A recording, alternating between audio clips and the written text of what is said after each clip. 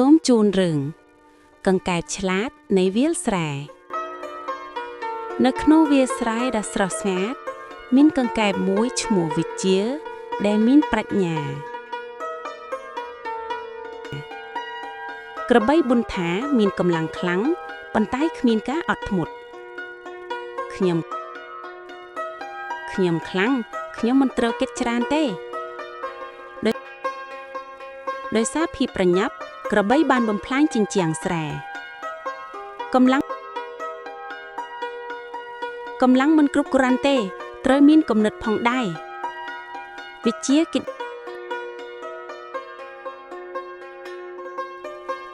តយ៉ាងស្ងប់ស្ងាត់ដើម្បីរកដំណោះស្រាយយើងអាចប្រើឫស្សីបានវិជ្ជាបានស្នើសុំជំនួយពីកុមារលីនខ្ញុំន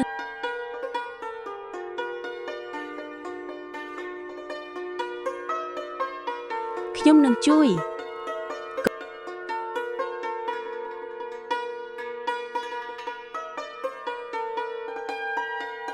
គំនិតតូចមួយអាចដោះស្រាយបញ្ហាធំបាន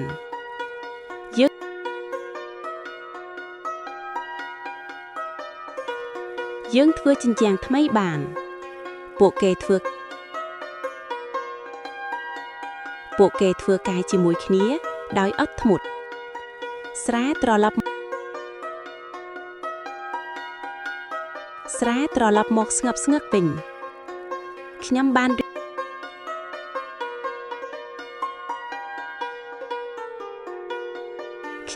រៀនហើយ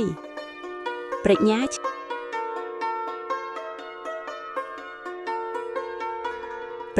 ្នះកម្លាំងជានិច្ចគិតមុ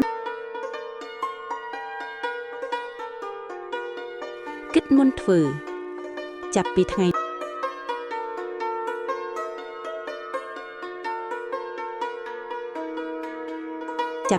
នោះមកពួកគេរស់នៅដោយសុខសាន្ត